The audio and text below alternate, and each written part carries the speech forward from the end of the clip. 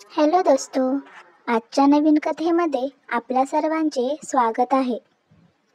आजच्या नवीन कथेचे नाव आहे कुंभारवाड्यातील सावली.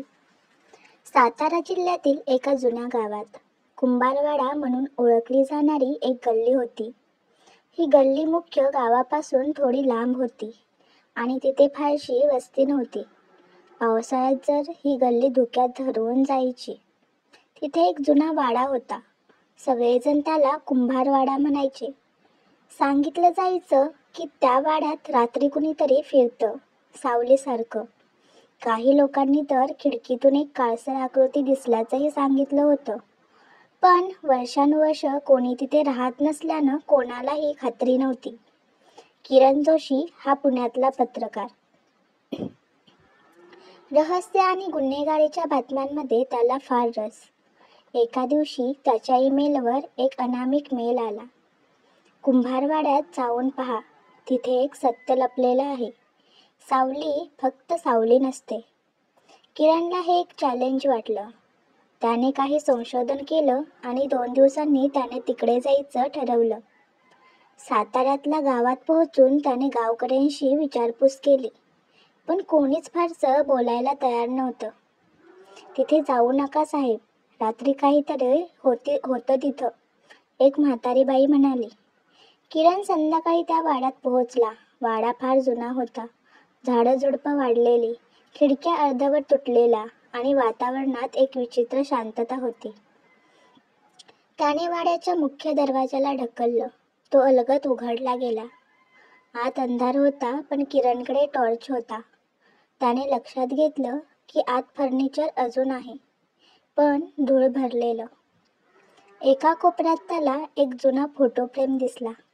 एका मध्यमवयीन जोडप्याचा फोटो. त्यांचा चेहरा अस्पष्ट होता, पण एका कोपऱ्यात 1985 कुलकर्णी असं लिहिलेलं होतं.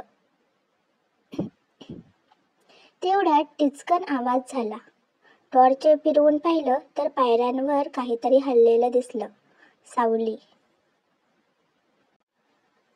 किरणने आवाजाच्या दिशेने धावत जाण्याचा निर्णय घेतला. पायऱ्या चढताच त्याला वरच्या मजल्यावर एक बंद दार दिसलं.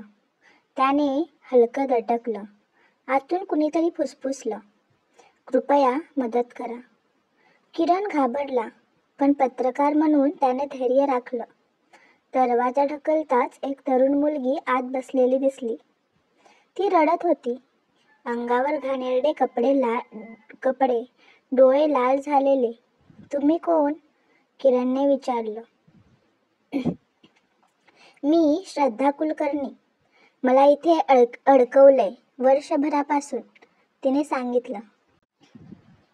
कुलकर्णी हेच नाव फोटोवर होतं. किरणला सगळं अधिकच गूढ वाटायला लागलं. श्रद्धाने सगळं सांगितलं.